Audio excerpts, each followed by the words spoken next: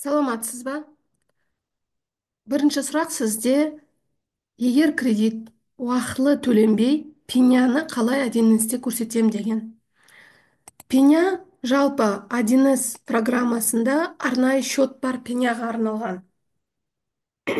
33-82 деген счет задолженность по присужденным штрафам, пеням и неустойкам деген. Яғни пеняны ұстап қалған кезде сіз банк выпискасын толтырасыз, және де не платежный ордер на списание, немесе платежное поручение исходящее дегенді толтыру керек. Көбінесе енді ордер толтырылады, создать, және де бұл жерде прочие списания, мысалы Каспий банк, банковский номер, мысалы 3000 теңге, және де статья движения денег. Статья енді көбінесе финансовая, прочие финансовая деятельность деп көрсетсеңіз болады. 33-82 банк договоры провести дейсіз.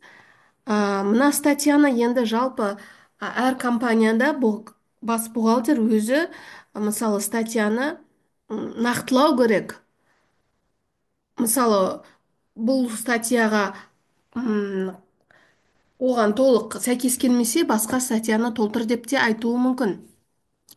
Былайынша проводкасы сонда мына жерде 33-82, онда 30 болады. Және егер сіз мына жерде оборотно-сальдовое ведомость по счетуды ашатын болсаңыз, январь айына 33-82-ге сізде минус пайда болады. Себебі ұстап қалынды, бірақ мына кредит бойынша начисление, яғни есептелген жоқ.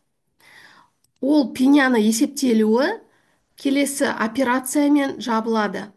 Операция дейсіз да, операцияға кіресіз, создать операцию.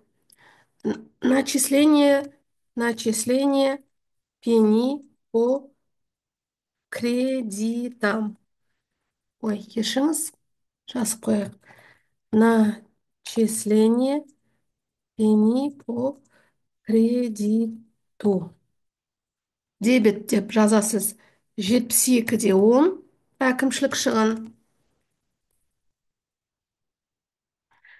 Бұл жерде көрсетесіз қандай нақты шығын екенін. Егер келісімге де байланысты, егер жаңадан мына жерде штраф пеня дегендер бар екен, ашасыз.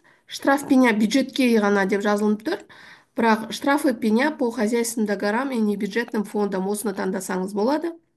Міне жалпы бірінші субконта ашқан кезде штрафы пеня деген папканың ішінде мынау екіншісін таңдайсыз.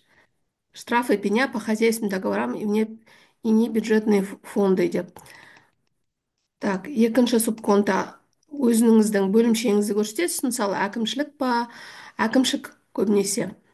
И мына жерге 33-82 деген счетты көрсетесіз. Қай банкта кредит алынған, қандай договормен алынған, және мысалы жаңағы сомасы 30 000 теңге. Записать дейсізде, записать. Мынандай бухгалтерский справка шығады, соның ішінде 72-10, 33-82. Енді бұны тексеру үшін қайтан отчетқа кіремде, оборотно-сальдовая ведомость январь айына 33-82-ні мына жерде таңдаймын, сформировать деймін. Сонда мына жерде 30 000 деп қойып, былайынша ұсталғаны 3 000 екен. Онда өзгертем операцияда 3 000 болу керек қой. Ұсталғаны 3 000 және есептелгенде 3 000. На операция не үшін керек? Есептеу үшін, начислять, начисление. Начисление дегеніміз мына қарызды көрсету деген, ол қарыз бар деген сөзді білдіреді. Оборотно-сальдовое ведомость ашам, және ұстап қалғаным 3 000, және операцияда көрсеткенім 3 000. Тағы бір рет сізге айтайын, жалпы выписканы толтырған кезде банк выпискасын платежный ордер на списанияны толтырасыз, және бұл ордерде Прочие списание безналичных денег деген операцияны таңдайсыз. Банкты көрсетесіз, счетын көрсетесіз, сомасын көрсетесіз, жаңағы пеняның. Ам, Статьясын прочие выплаты по финансовой деятельности немесе главный бухгалтермен нақтылау керек, қайсы ыңғайлы ол кісіге.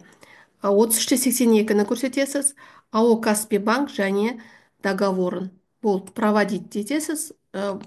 Және бұл жерде дебетте отырады 33-82, кредитте 10-30. Екінші операциясы, операцияға кіресіз, операция жаңа создать деп келесі операцияны жасайсыз. Дәл сол 3000 теңгеге, ұстап қалған 3000 теңгеге начисление пени дейсіз. Сол күнмен кішкене сағаты жаңағы ертерек болу керек начислениясы.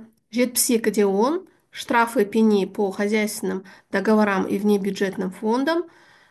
Яғни былай ашқан кезде мына жерде штрафы дегенді жазсаңыз өзі пайда болады. Мынаны таңдайсыз. Өзіңіздің бөлімшеңізді көрсетесіз. Көбінесе әкімшілік 33-82 АО Каспий банк. Менде Каспий, сізде қандай банк өзіңіз таңдайсыз ғой, қандай номер договора.